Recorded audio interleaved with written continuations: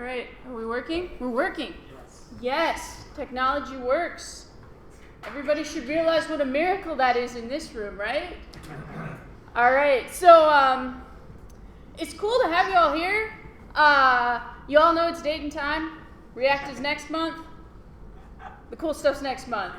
This month we're talking about date and time, right? All right. So who the heck am I? Why am I talking to you? Go slide clicker. Oh, I turned it off. Good for me. All right, try again. Go slide clicker. I'm Maggie. I work for a company called TempWorks Software. We make software for the staffing and recruiting industry, which is not terribly interesting, but that's what we do, and it's pretty good software. In my spare time, I breed and show Australian Shepherds, so I always put the puppy on the slide because he's cute. He's from my last litter. His name is Manny now. He's about 1.5 years old. I have to point out with this puppy on the slide that we called him Captain Kirk, because if you didn't notice, that is the Starfleet logo. All right. So, in my open source life, I am a maintainer on the Moment.js project. Who here's a user? Yeah, users, you're awesome. All right, who here's heard of it?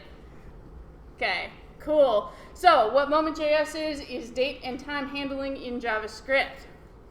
But here, I'm going to talk to you about date and time in JavaScript, but I'm going to talk to you a little bit about date and time in general. But it's interesting. Like I said, I'm really glad you're here, because this isn't a React talk. It's not fancy. It's not shiny. But it's something that we all have to deal with, right? And to kick off, I actually want to talk about one of those fancy, shiny technologies that everybody's excited about. Who's seen this? This little XKCD on Git. I'll read it just for fun. This is Git. It tracks collaborative work on projects through a beautiful distributed graph theory tree model. Cool. How do we use it? No idea. Just memorize these shell commands and type them to sync up. If you get errors, save your work elsewhere, delete the project, and download a fresh copy. Okay, this is the feeling I had when I first used Git. I'm just memorize some commands and hopefully it'll work. Who knows that feeling with Git? Oh yeah. Oh yeah. Who's been burned? Yeah, if you don't learn Git, you get burned by Git. Okay, so why do I bring this up? You know, date and time.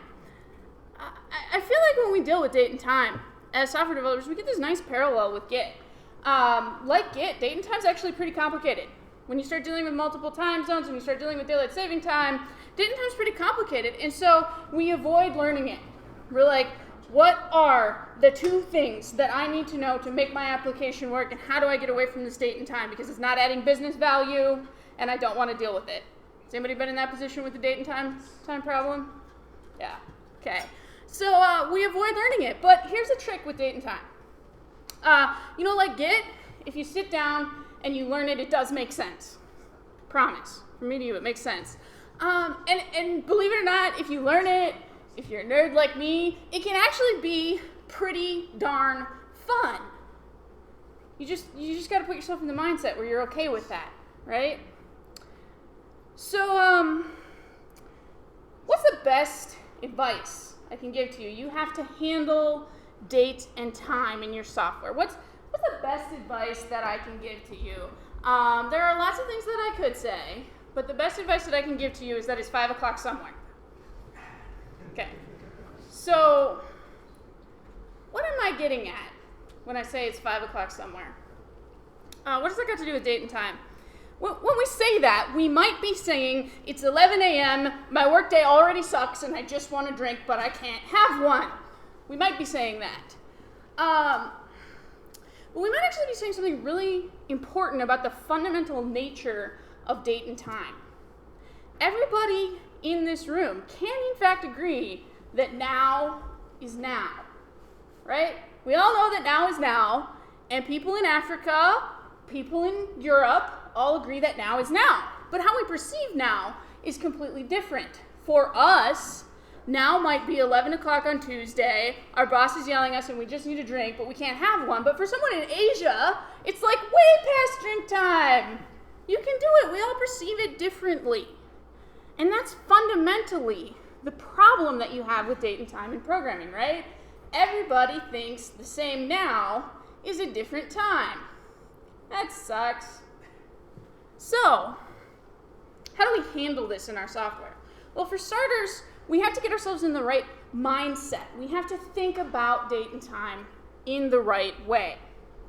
So, in order to do that, the first thing that we have to assume in software is that we have a contiguous global timeline.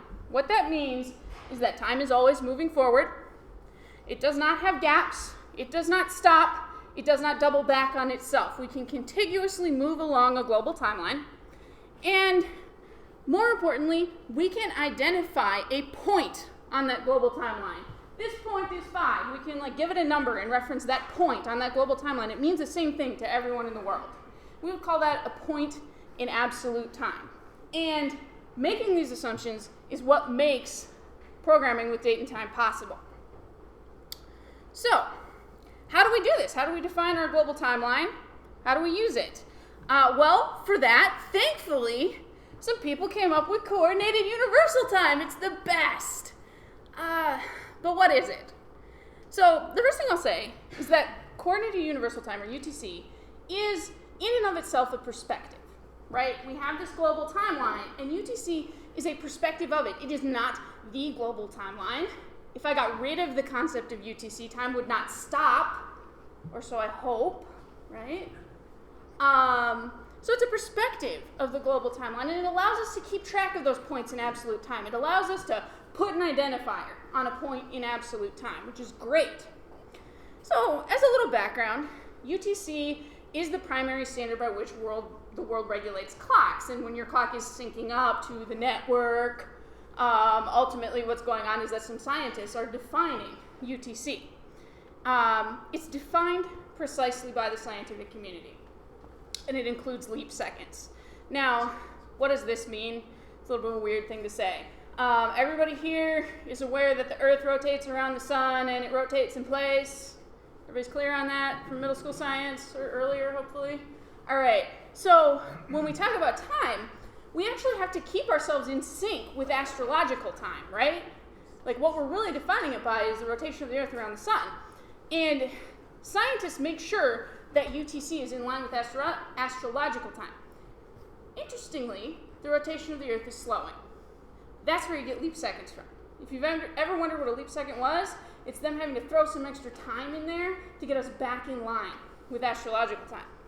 Now, thankfully, unless you happen to be a stock trader who holds on to stocks for microseconds and then lets go of them, leap seconds are not relevant to your code. Yay, because it would suck if they were a lot. You don't need to worry about them. If you are a stock trader, talk to me. Anybody do the financial? No. Okay, good. So, one thing to remember with UTC, it has no relationship to geography. It is not London time. It's in line with London time for part of the year. Keep in mind they observe daylight saving time, but it's not in and of itself a perspective related to any given place. Worth noting, it's basically the same as GMT, but what happened is that the scientific community defined UTC.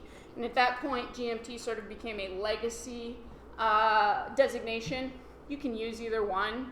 It really doesn't matter. But the preferred terminology in most situations is UTC. If you're really a nerd and you want to know the minutiae around that, I'll tell you later. Okay. So, what's the flip side to UTC? We have local time. And local time, again, is a perspective of time, right? And local time does not represent a point on the global timeline. If I say it's, what time is it? About 7:19, you don't know what point that is on the global timeline. And one thing to remember about local time is because of DST, it's not usually contiguous. It stops, doubles back on itself, has a gap, okay? So let's break that down a little. Here we have a UTC time, okay? And I can tell you that this is a UTC time, and I'll get into standards more later because we all love standards, because there's a Z here. If you see the Z, it's a UTC time. That Z means UTC. And we know some great stuff with this UTC time. We totally know some great stuff. We know the point in absolute time. We can get out that timeline and say, it is here Everyone in the world agrees on this. We know if this time is before or after another time, because we know that point on the absolute timeline. But interestingly enough, we don't know whether it's morning or night. Because we don't know whether the person looking at this time is in Minnesota or in North Korea. Okay? We don't know what day of the week it is for the same reason. It might be one day of the week or another. We could maybe reasonably guess what day of the week it isn't, but we don't know what day of the week it is. Okay. So on the flip side, we have a local time. And local times are great. This local time lets us know that it is Saturday. Yay, we didn't know that before. Cool. We know it's morning, 9:11 a.m. Sweet. Cool, we know some stuff we didn't know before. But it's interesting. We don't know what point this is on the global timeline, right? We don't have any information about that. And we don't know if it's actually before or after a time from a different locality. Give me 10:11 a.m. on April 9th in a different locality, and I couldn't tell you whether on the global timeline this is before or after. We don't even know what time it'll be if we add 1 hour to this time. It's unlikely, but there could be a DST transition, and when we add an hour, it could end up being 11:11 a.m. You never know. You certainly can't assume that in your code. Okay, so we've got this absolute perspective, the global timeline, and we've got local time that we're looking at here, and we had to bring these two things together. So we have everyone's favorite thing, time zones. We love time zones. We do, because they bring those perspectives together. So time zones are tough for developers, but what have you got to know about time zones? So fundamentally, a time zone is a region that observes a uniform standard time. Everybody in this area has agreed that this is what the time zone is. And it's defined by a set of offsets from UTC. -5, -6, whatever. Typically, those offsets are in 1 hour intervals, but not always. Nepal is +5 hours, 45 minutes. Okay, India is +5 hours, 30 minutes. Newfoundland, -4:30, if I remember correctly. Don't assume that they're in whole hours. All right, time zones frequently have multiple offsets. Daylight saving time. Sometimes here we're -5, sometimes here we're -6. Okay, there are two main resources for time zone data. This is actually pretty important to know. One of those resources is the Internet Assigned Numbers Authority, or IANA, and they provide the most comprehensive data for time zones. And that time zone data is used by the Linux OS, Apple. Most things that you interact with are using those IANA time zones, except Windows. Windows time zones. They are maintained by Microsoft. It's a separate database. It is not quite as good as the IANA time zones. They have different identifiers. But if you're interacting with a Windows environment, that's the set of time zone data that you're using. Okay? So the IANA time zones, they are more widely used and they are more accurate. The Windows ones, they aren't terrible, but if you get to pick, go IANA every time. You will be so much happier. So let's look at a time zone. This is actually literally a screenshot of the IANA time zone database. And this is an incomplete screenshot of our time zone. This time zone actually has what we call a point of entry of US, which is not terribly important. But there are actually more changes to this time zone historically than even what you see here. What you can see is that every line here represents a change to the rules in our time zone. You can see that in this year, and in this year, and in this year, and in this year, we changed rules. The offset changed. Something changed about how we handle date and time in our time zone. You can even see here someone moving from one time zone to another and thereby getting their own time zone identifier. Okay? So time zones shift a lot. And if you go into the IANA database, it's on GitHub, you can go on their FTP server, you can see tons and tons and tons of changes. It's actually fascinating. Paul, who maintains the IANA time zone database, is obsessive about notes. You go in there and you get little notes like this, but then they have historical data. Because of World War II in the Netherlands, this change happened. If you want to like have a fact of the day, you can just go in the IANA time zone database and be like, look at that, sweet. I do it all the time. It's like a morning thing for me. Haven't been to Africa lately. Anyways, something to remember. Time zones, they're inherently political. What you're seeing in those changes is the result of politics, the result of governments changing their minds. Governments change time zones regularly, and they change time zones suddenly. For perspective, it's April, end of April, right? Okay, the IANA time zone database just released version 2016D. 4 times this year, governments of the world have changed their time zone rules such that they had to release another version of the master time zone data. Okay? Governments change quickly. I believe it was Haiti decided not to do DST 1 day ahead of time. Their computer clocks were broken. Big one this year. Russia redistricted a whole bunch of their time zones. And the parliament voted very close to the date of this redistricting. In fact, they voted so close that Microsoft was unable to get the time zone changing to their OS update. So for several weeks, all Windows machines in Russia were displaying the wrong time. If you go to this link, you can actually see instructions from Microsoft. If you were previously in this time zone, then temporarily set your computer to this time zone, and when the OS update comes out, set your computer back to this other time zone, and then your times will be okay. That's how quickly it happened, okay? It's pretty crazy. Other weird things. Morocco. Morocco does daylight saving time, so they bump forward an hour, except during Ramadan. People want to eat. They don't want to be on daylight saving time, so they go back during Ramadan for a month, and then they go back forward, and then they go back off. So you can't assume 2 daylight saving time transitions. Morocco, in fact, has 4. All right, what should you take from this? You can't handle time zones yourself. If you find yourself writing code and you're like, well, on this days, I'll be -5, and then on this days, I'll be -6, and then I'll change it back, you're doing it wrong. Don't do it, because this stuff changes. Even fairly recently, we changed the daylight saving time rules in the US in 2007.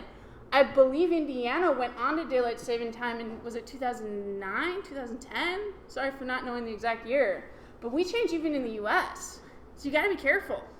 Don't assume anything. Instead, use a library that handles time zones. Okay, there are a lot of good ones out there. In JavaScript, the Moment.js team would love to help you. We provide Moment time zone. Tim, the author of Moment.js, is very good about being on top of those IANA releases. He will keep you up to date. So in JavaScript, check out Moment time zone. In .NET, if you want to get rid of the crappy Windows time zones, you can use Notatime, and it will supply support for the IANA time zones. As an added bonus, Notatime is John Skeet's project. So if you want to check out the work of the Chuck Norris of programming, there it is for you, okay? Java 8 actually got native IANA time zones, great library. Java 7 and before, try out Jotatime. This is a canonical date and time handling library. It's a really cool library to try out. If you have some other programming language in your arsenal, this Stack Overflow post has all of them. Perl, PHP, Python, C++, there's a library for you in there.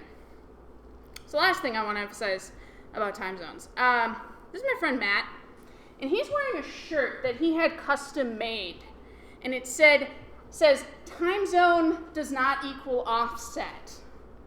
Okay. He had this shirt custom made because he has 70,000 points on Stack Overflow, and probably 10,000 of them came from answering this question. Okay? You cannot convert from an offset to a time zone. It is impossible. Do not assume because you have an offset that you know the time zone. This date up here, which has an offset of -5, could be in any of these time zones. Can you do the offset of the server? If you know where the server is and what time Nope. The offset changes. We're -5 sometimes, we're -6 sometimes. Transition dates vary. What you're seeing, the reason these are all separate time zones is because they historically have separate offsets and their DST transitions are on different days, if at all. So that's something to keep in mind. You cannot convert from an offset to a time zone. If you need a time zone, you need to have a time zone. So that's some kind of basic introductory information for you. But what we're really interested in here is code, right? We coders. All right. And so I'd like to talk about assumptions that we as coders make about date and time and how they got us into trouble. Who here's gotten into trouble with the date and time problem? Oh, yeah. Really? I would think it'd be pretty much every... Yeah, Randall's been in trouble. All right. So one of my favorite assumptions, the big one that everybody says, is if you just store everything in UTC, all your problems will be solved. That's all you need to know about date and time. Right? All right. So I think that this came from the fact that people would store time local to the server. And that's a terrible idea because when your server changes or someone resets the time zone setting, then all your data is bad. So definitely, you're much better off storing times in UTC than local to the server. That's good. Good start. But let's explore this idea. Store everything in UTC. This is something I actually did. Ripped straight out of my code base. I did it to myself. And it's funny because I'm up here talking to you about date and time. A table with everything in UTC. It's an awesome table. It has the timestamp that the message was logged in UTC and the message in the user ID. Pretty standard table, right? Nothing interesting there. And I was like, great, I have everything I need moving forward. And this product went to beta. And I had the beta users come back and say, show me all the messages for the business day of April 4th. And I was like, I have users in London and across the US. Guys, in London, April 4th is between those 2 points on the global timeline. And in Minneapolis, April 4th is between these 2 points in the global timeline. And crap, I got someone in Atlanta, and I've got someone in LA.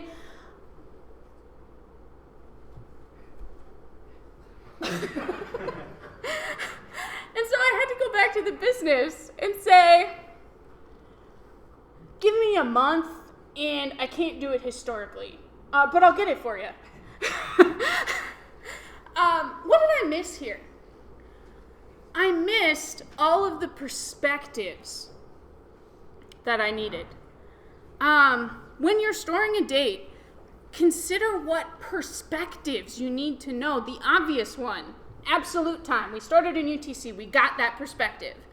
The one we generally consider, the time local to the dates viewer. We're like, yeah, that's cool. JavaScript, pass it in, convert it over. JavaScript does it for you. No big deal. Okay, that usually isn't so bad, converting the local time in the dates viewer. What we forgot here is time local to the dates originator. That's what I needed. I needed what that point on the absolute or global timeline meant to the user who entered the data. And I didn't have it. Whoops. So, thankfully, the people who make standards have come up with the standard for us. ISO 8601 format with offset. It's a mouthful, but it's amazing. What do we have in ISO 8601 format with offset? We have a local date, we have a local time, and we have the amount of time that is offset from UTC. What this does is it gives us both the local and the absolute perspective. So this was the greatest Chinese meal I ever had in my life because I got a fortune cookie that said, the nice thing about standards is there are so many to choose from. I was so excited. I went to my husband, who's also a developer, and I was like, honey, engineers write fortune cookies now. We do. Where do I get that job? Still not writing fortune cookies. But anyways, why use this format? with so many formats out there. With the offset, it reflects both the local and the absolute perspective, as I mentioned, and that's like awesome. Another thing that it does, it has unambiguous ordering. You're always ordered by descending unit size. Okay, so compare this to like what we do here, where we're like, well, we do month, day, and then in Europe they do day, month. And you get things like this, where this could be April 10th or October 4th, and if you don't know where the user came from, you honestly don't know. ISO 8601 is a much better format because it's completely unambiguous. A big thing that ISO 8601 does for us is it helps us avoid having to compute local perspective from absolute or absolute from local when querying. So, conceptually, you could store a UTC date and a time zone and theoretically have all of the information that you need. Except that when you need to make that local time computation that I was talking about, show me all the messages for users in the UK and in the US for this business day, you're going to have to do a time zone conversion from your UTC date using your time zone information to local. The problem is that most databases where you would want to do that, you'd want to do that on the database side because you're trying to page in your query, don't provide time zone conversions. They don't have time zone conversion libraries, so you're going to be a little out of luck. The nice part about this is that you have it pre-computed. You don't have to worry about doing a time zone conversion to get both perspectives on your database. This is supported by basically all modern databases. Oracle, PGSQL, SQL Server, MongoDB, all of them are gonna support this format. And nicely, they're gonna automatically order in absolute time. So when you do order by, you don't have to worry about that kind of thing. If you want them to order in local time, you can force them to order in local time. But they're gonna automatically order in absolute time, which is great. Huge performance advantage. So, that leads me to my next programming assumption. If I just store everything in ISO 8601 with an offset, everything will be fine. I will have stored my dates the way I need them. And because what I do is ruin your day, I'm going to tell you no. This will not work. It will not work in two scenarios. The big one is future dates. Time zones change over time. In the future, the offset of a scheduled time could change. That region could say, on this date, instead of being -6 like we used to be, we're going to be -5. If you've stored with that offset, now the point that you're reflecting in the global timeline is wrong. Whoops. So, with the future, you have to store local time with a time zone. You can't just have that ISO 8601 format, because what you're going to want to do is keep your time zone library up to date, and then hopefully if that offset changes, you've updated your time zone library and you get the conversion right. You don't end up off by an hour. Tricky. Another situation where you can't just store ISO 8601 with offset is if you're going to do any kind of date and time math in local time. If you want to know what time it is 10 days from now, if there's a daylight saving time transition in there, you're going to need your time zone to make sure that you manage that. So, something to be aware of. So another big programmer assumption, one of my favorites, been caught by this one. There are 24 hours in a day and 365 days in a year. Who knows that to be true? Awesome, because it's not. I was waiting though, you know? I was waiting. So, this one is fun. March 12th, 2016, noon. Add one day, format. March 13th, 2016, noon. Looks great, doesn't it? It's great. We added one day and we got the same time the next day. March 12th, 2016, noon. Add 24 hours, that's the same as a day, right? 1 p.m. What happened? Daylight saving time. We sprang forward. 24 hours later is 1 p.m., guys. Okay. This seems obvious. It's obvious when I put it up on the screen like this, isn't it? People do it in their code all the time. Okay, every morning I wake up, I grab a cup of coffee, and I go on the Moment.js tag on Stack Overflow. And like 50% of those mornings, I'm in the comments like, no, your answer has a daylight saving time bug. It won't work. Be careful of it. It's easy to do. Similarly, 2016, February 28th, add 1 year. February 28th, 2017, sweet. Add 365 days. February 27th. What happened? Leap year. Leap year happened. Again, same story. Be careful with making those kinds of conversions. They can get you. This is more subtle. This is literally taken from someone's Stack Overflow question. They wanted to know the difference between a starting time and now. There are 2 bugs in this code. But here, they have start hours and start minutes. So they're saying 8:30 a.m. here. And then they have new date to get their end time. And then they get the hours and minutes from that. And they make this seemingly reasonable computation. Number of minutes elapsed between that start time and new date is hours times 60 plus minutes minus start hours times 60 plus minutes. And they get elapsed minutes. 2 bugs, what are they?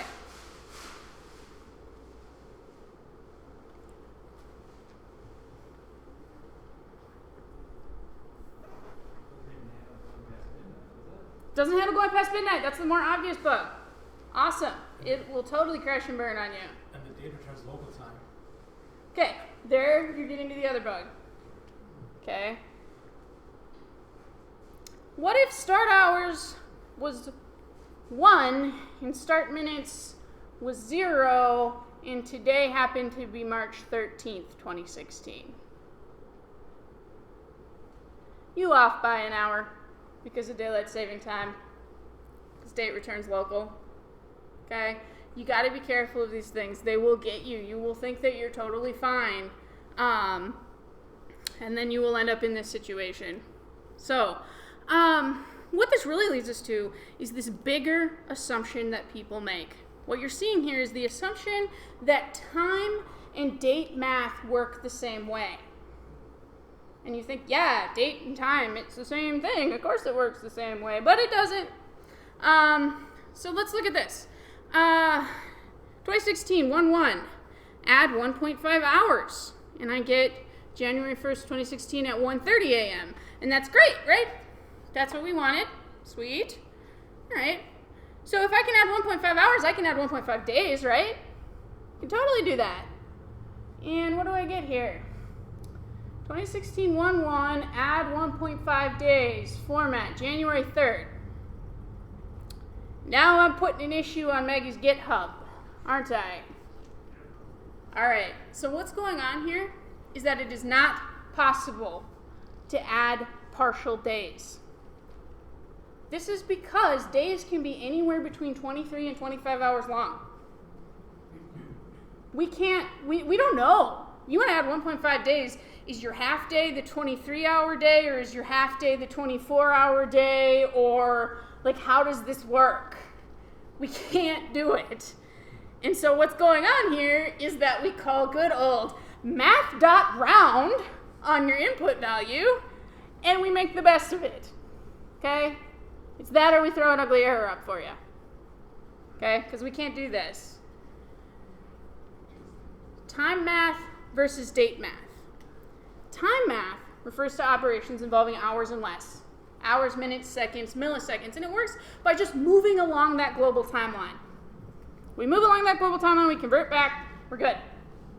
Sweet. And because we're just moving along that global timeline, we can do fractional units in time math. It's no problem.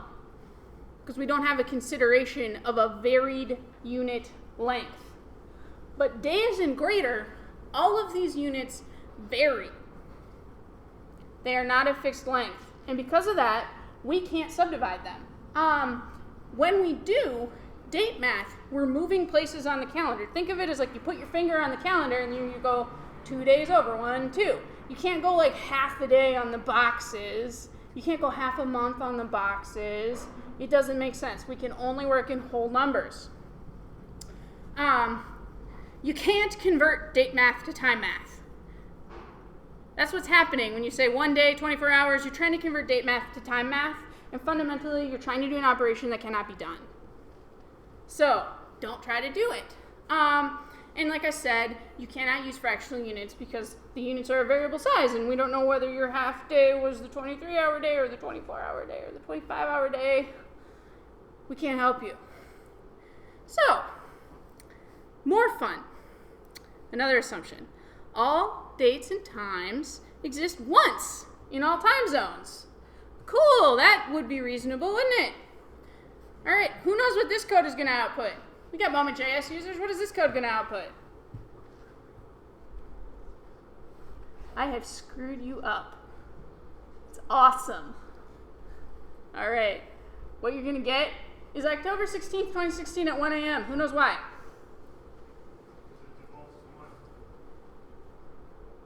My computer is set to Brazil time. Brazil does their daylight saving time transition at midnight. Midnight does not exist. They move forward to 1 a.m. Okay? So what's happening here is that Moment's great. Moment says, here's my date, and you haven't given me a time, so I'm going to fill to 0. 0 doesn't exist. 1 exists. Yay! Midnight doesn't exist in Brazil time. Daylight saving time will get you. And it will really get you in JavaScript. Okay? Here's a graph of the Spring Forward DST transition. This is in the US. It has our DST transition time. But you can think of it anywhere. Numbers don't really matter. Down here we have UTC. You can see that UTC is contiguous. Like our line has a value for every value in UTC. But here we have local time. And we have this awesome gap. Okay? There's this whole set of times that don't exist in local time.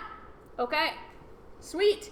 And then JavaScript, because it's the quirky language, was like, hey, we wrote the ECMA standard and we noticed that this set of time doesn't exist. And what we decided to do is if the user inputs a time that doesn't exist, we're going to tell you to move that time by the amount of the transition. Move that time by the amount of the transition. Now, interestingly enough, they didn't say whether you should move that time forward or backward. That is up to the implementation, which is how you get this fun graphic. If you are in any of these JavaScript engines, you're going forward. If you're in any of these engines, you're going backward. Isn't that cool? Yay! Who knows what time we'll get? All right, the only way that I know to avoid this problem in JavaScript is to use moment time zone to define your time zone, and then it will go the direction that it'll always go forward. But if you're using the browser's native capabilities, if you're using moment straight up without moment time zone, we don't have the data, so we have to let the browser do its thing. You're going to go either way, okay? Similarly, fall back in JavaScript. Again, this UTC timeline is contiguous, but we double back on ourselves. We have two sets of these local times. And again, when they wrote the ECMAScript standard, they were like, pick one. Pick one.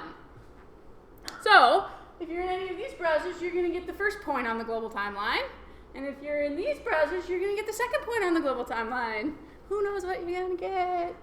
Real pain to code for. Okay, so got to be careful with that. And going back to our assumption that all dates and times exist exactly once in all time zones, well, we've definitely established that not all times exist exactly once in all time zones. Some are never there, some are there twice. Okay, we've established that, cool. But here's where I really come to ruin your day. Samoa. Who knows about Samoa? Okay, so a couple of you know. So Samoa is very close to the international date line. And they found themselves trading more frequently with Australia than the Americas. And as such, they said, this is really confusing. We're on the America side of the international date line, and we trade with Australia, and they're always a day ahead of us.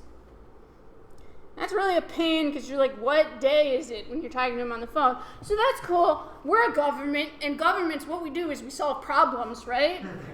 So we're going to switch.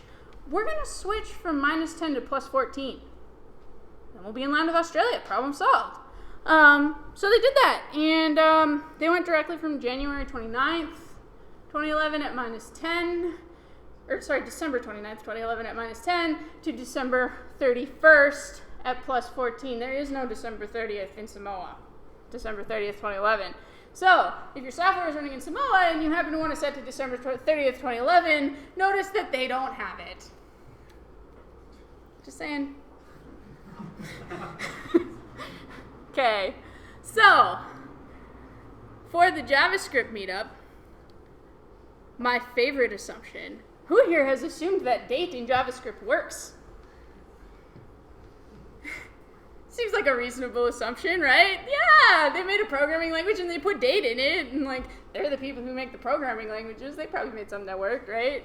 Okay, who here has figured out that JavaScript's a little quirky? It's a little quirky. Yeah. Okay, here's a fun one. This is interesting. 1/1/2016. Parse that into a date, and I get out January 1st, 2016, -6. Sweet. Here's one. 2016, 1/1. December 31st, 2015, 1800. Okay. What's going on here? If you're passing in just a date in ISO 8601 format, they're going to assume that you mean UTC. The standard is actually really screwy around this.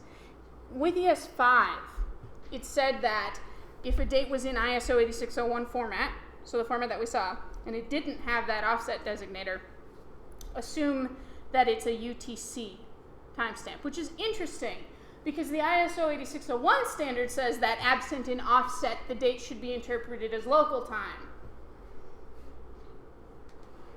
Okay. Thanks, ECMA committee. We love you. All right, so then they were like, ECMAScript 6, we fixed things. And they said, absent an offset, it should be interpreted as local time, which is great, except that browsers kind of adopt the standards progressively. So now you have no idea, based on your implementation, whether it's going to decide that this is UTC or this is local.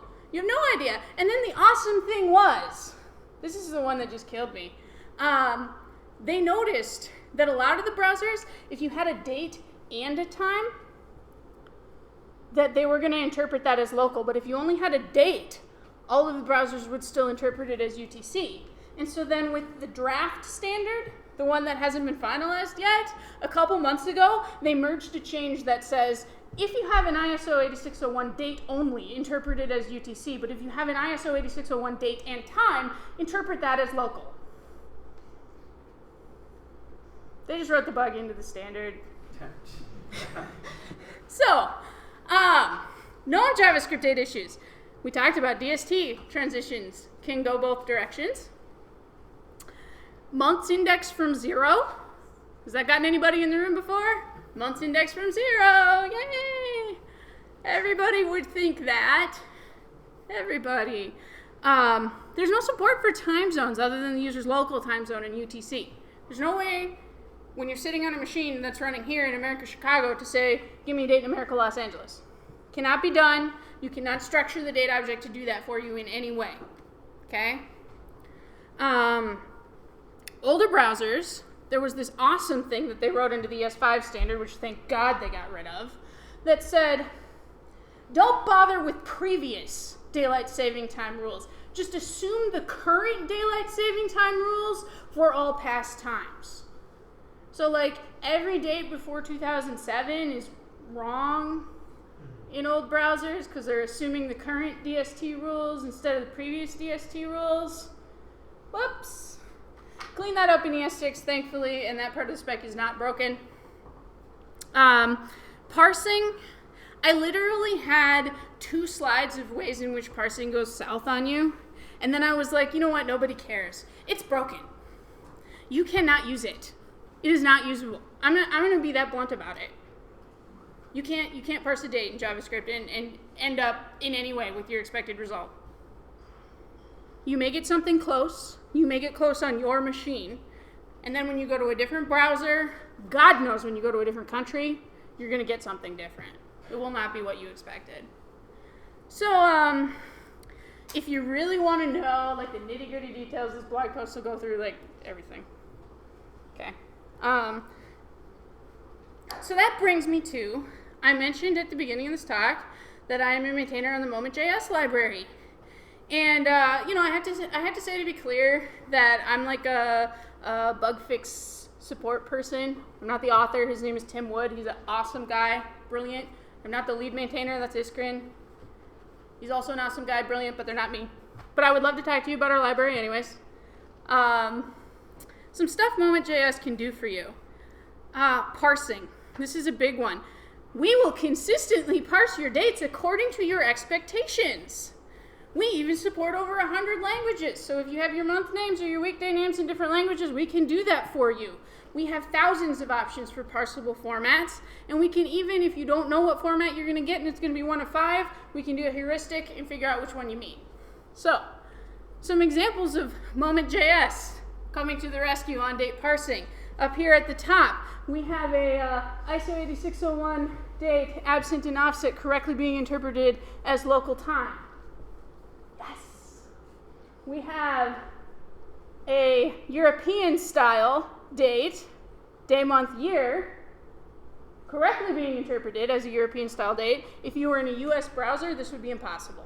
There would be no way to tell the JavaScript date object to interpret this date in this way.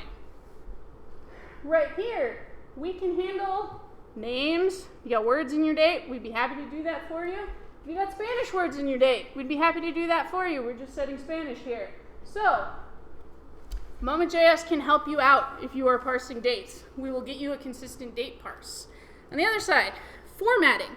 Highly configurable locale-based formatting options. So, with JavaScript date, you get like 2 string, and 2 locale string, and 2 ISO string, and if you don't like those strings, good luck to you. Okay? So, a couple things we can do in Moment. We can give you a proper month, day, year. We can give you month names. We can give you weekday names.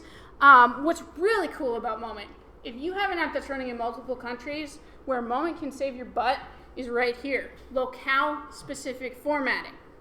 We have about 10 formats that will give you something similar but appropriate to the locale. So what L is short date.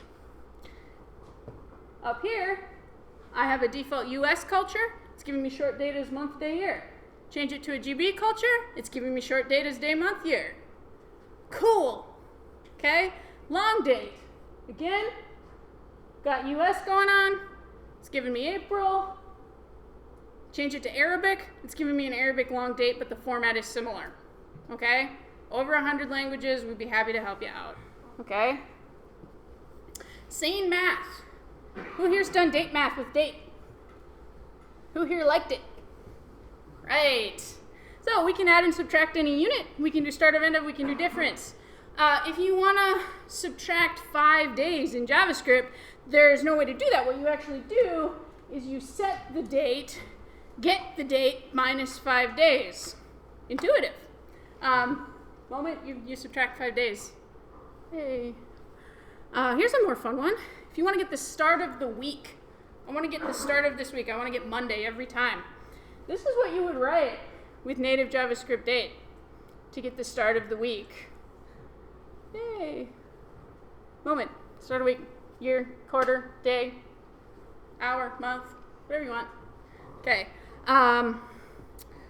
This is a really fun one. Give me the difference in months between 2 dates. This is difference in months between 2 dates in JavaScript. Here was a Moment.js. Glad we could clean that up for you. Okay. Probably our most popular feature, the one that I see everywhere. I go on websites and I'm like, oh, you're using our stuff. I know that. We can do relative time. A lot of people use the time ago or relative time features. What you see here is I have a date, subtracting 3 months, and I say from now, and it says 3 months ago, a few seconds ago. We will do that in any of our over 100 locales. We recently added Klingon. Here it is in Klingon. I didn't put this anywhere in the slides, but I love the Klingon, so I actually wrote a Chrome extension, and if you go into the Chrome extension library and you or you search for Klingon your dates, there's a Chrome extension that I wrote that will change every date in your browser to Klingon long format.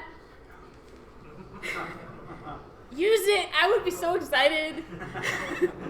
Then you're going to want to turn it off. Like, go to Wikipedia, like to the president or something, like some page with 1 million long dates, and you'll be totally thrilled. And then, like 20 minutes later, you'll be wanting to know an actual date, and you'll be really upset, and then you turn it off. Okay. Anyways, last thing. I mentioned JavaScript Date doesn't have any native support for time zones. With Moment, we would be happy to help you. You can see us parsing some dates into various time zones. So we have this instant in UTC, properly converted to Los Angeles time, properly converted to Berlin time. You can do any kind of math you need to do. Once you get a moment zoned, you can do any of the operations that you normally see on a moment. It'll respect the time zone for you. So we will be happy to help you out with your JavaScript date and time needs. Thus ends the sales pitch section of the talk. All right. In summary, we all know what happens when you assume, right? All right. When you're dealing with date and time, the biggest thing is that it's 5 o'clock somewhere factor. Consider all of the perspectives that you might need to know about a date. Remember, when you're thinking about a date, distinguish between local time and absolute time. Which one of these things am I thinking about? What constraints does that place on me? If I'm in absolute time, I don't know what day of the week or time of day it is. If I'm in local time, I don't know what time it is in an hour without a time zone because of DST. So, be careful of that. Remember, never forget, time zones change extremely rapidly. 2016 D, it's April, okay? Keep your library up to date. Don't special case them, use a good library, keep that library up to date. Most of the providers that I've referred you to are very good about getting their updates out. A lot of them will let you manually load the IANA data if you need to. Okay. Store future dates in local time. We talked about that. It's the place where you can't get away with ISO 8601 with offset. Distinguish between date math and time math. This is like the most common bug that we introduce as programmers, trying to convert between date and time math, things like that. Make sure that you distinguish. Do not trust JavaScript Date. I will go so far as to say, like, unless you happen to just want the time now, like that is basically all it's good for. It'll give you the time now. It's all right. If you're working strictly in UTC, the calendar computations are all right.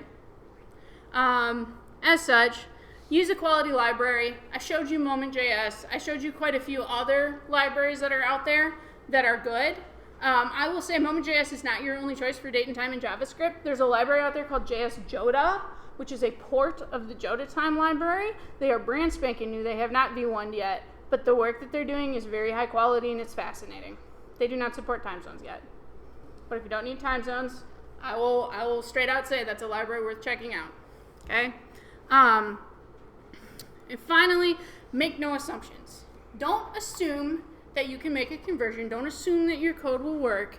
Every time you're dealing with a date, think through your perspectives and ask yourself, what assumptions am I making about this date, and can I safely make those assumptions? Okay? So, be like this guy. Yeah, clocks. I have a Flav. Everybody notice the Flav Flav shirt? Gotta rock the Flav Flav shirt for the date and time talk. Okay, don't get arrested like Flav Flav, and God knows don't get yourself a reality TV show. But do be enthusiastic about date and time. Don't try to shove it away like that get XKCD at the beginning. Don't say, well, I'm just gonna do the thing I need to do. And then, Don't do that, because it'll get you. And you know what? It's not that bad. Like, you're getting your head around it, right? I've been talking at you for an hour. You're getting your head around it. Embrace it. And then you'll be okay. But the trick is that you got to think about it and embrace it as part of your problem domain, as something that's important to your users. It's not ancillary to your business. It is important to your users that they get accurate information about date and time.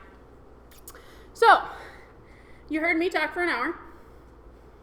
I'll give you some additional resources. My friend Matt, the guy who was wearing the time zone does not equal offset shirt, he actually, like, what he does as his career is date and time. He's great. He does a 6 hours of date and time on Pluralsight here. You will learn for 6 hours. I know you don't believe me, but you will. And he has a blog. I think sometimes it's important to recognize when people have done nice things for us.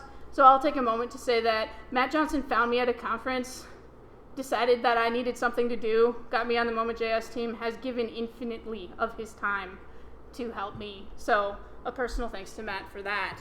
Lau Tarnskov is an Elixir developer. He makes a library called Elixir Calendar. He does some great blogging on date and time, worth checking out. Notatime. Notatime, as I mentioned, is John Skeet's library. If you have not guessed from John Skeet's almost 1 million reputation on Stack Overflow, he's great at explaining stuff. If you read Notatime's docs, you'll learn a lot about date and time. All right. This video actually is sweet. Time Programming Fundamentals at C++Con 2015 describes how to implement a date and time library, right? How to implement date and time in software. If you're interested in that, the guys at Google did it in C++. It's fascinating. I learned a ton.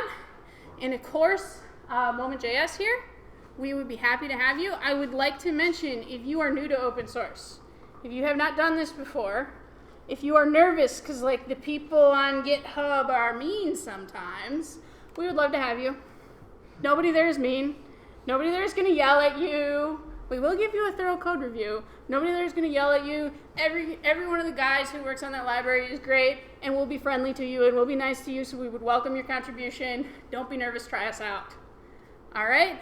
So that's all I got for you. If you want to get in contact with me, it's my website. I'll put the slides on the website. I will tweet the slides. I'm totally friendly on Twitter if you have date and time questions. Totally friendly on email if you have date and time questions. So feel free to get in contact. Questions from the audience? Yeah. Okay, I had a project a while ago where basically my users had no clue what time zone they were in, but I needed to know what time zone they were in because I had a server-to-server communication going on with them. So does can Moment provide Sure. JavaScript side with what time zone that user is in even if they have no clue? We can try. We have a function in Moment Time Zone called moment.timezone.guess. And what it's going to do, it is named guess for a reason. The bottom line is that that information is not provided by JavaScript. It's not provided by ECMAScript. It's not in the spec. So what we have to do is we have to do a heuristic where we start checking various date and time values that we know to be around given DST transitions. And then we start like calling toString on them to see what the browser natively says that the time zone is. And we use a heuristic with some of that information to try to figure out what time zone the user is in. And in the case of a tie, we're going to give you the city with the bigger population. The bottom line is that we will try our best for you. It actually works pretty well. It will hook into the new international API if the browser has that and try to give it to you. So it is coming. Some of the new internationalization APIs have time zone. It does its best, but it's called guess for a reason. Yeah. Can you go back to that Klingon time slide? Sure. We want the Klingon slide? No problem. Is that, there we go. Can you explain why you're doing the to locale before the from now? I just have to get that moment into a locale. You could actually globally set the locale in Moment, like moment.locale, and then moving forward it's in that locale. But you can also convert a moment to a locale this way. I could have actually done it before the add. It doesn't matter. Yeah. Can you give it a business schedule and find out the number of working days between these two dates? We cannot do that. Or business hours? we can't do that. We actually just had a discussion about that. To properly handle business days, we would have to maintain a database of all of the holidays in every culture. Nope. Yeah. In the time zone spec that you listed earlier, you mentioned one city switching from one time zone to another. Yep. Do you have ways, like, so can you convert from like a city to a time zone if you just keep track of where this user is because you don't know what time zone they're going to be a year from now? So what you can do is if you have, so Moment does not provide this and nothing in JavaScript provides this native because it would be too much data. You can access, Google has an API that you can pass it a lat long and get back a time zone from the IANA time zone database. GeoNames has another one. There are quite a few out there. If you're interested, like hit me up on Twitter or something and I'll get you the Stack Overflow post that has a huge list. Yeah. Does it use the native date like under the hood anywhere? Yes, it does. That's actually, like, not to get into the minutia of it, but that's something we're looking at removing because it doesn't have the greatest behavior. The flip side is that if you stick to just using the UTC calendar computations, it's not terrible, and then you don't have to write your own calendar computations. I was literally on a conference call today where we talked about that. Moment.js has conference calls. That's when you know you're working on an open source library. I'm taking some PTO from my job to jump on a conference call. Yeah. So you stated that UTC is continuous, right? Yes. Then how does leap second play into that? It'll be continuous. It'll just have the leap second inserted into the timeline. But like it doesn't have any gaps per se. But then what about so the daylight savings time is still Well, that's not UTC. That's a local time, right? Like UTC. Yep. Yeah. Do you ever see the need to store both UTC and local time in a database? Yes. That can so the ISO 8601 with offset kind of eliminates that problem. If you're dealing with, in fact, it does. In the sense that you have both. You know, the data's redundant. If you're dealing with an older system that doesn't support that format, which is absolutely possible, then frequently you store both local and UTC. Can you convert to start date? If they existed.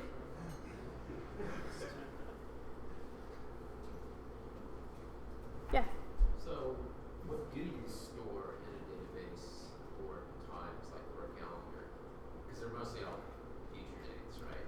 I would go local time with the time zone every time for calendar for future dates. How do you convert from? I don't get how you do. So, I have a time zone, Central Time, and I want to convert it to Eastern Time. Pass it to your library and it'll do that. With Moment, what you would do is you would pass in the date. You would say comma time zone America Chicago. Then you would say .tz America. You said Eastern America New York, and it'll do the conversion for you. All local. Okay. Well, you would have to convert. You can assume that your local date. You've provided the original time zone, so it'll handle that because you provide the original time zone and the new time zone. So you give it a local date, the original time zone. It, in the background, is converting that to the point on the global timeline and then converting forward to the next time zone.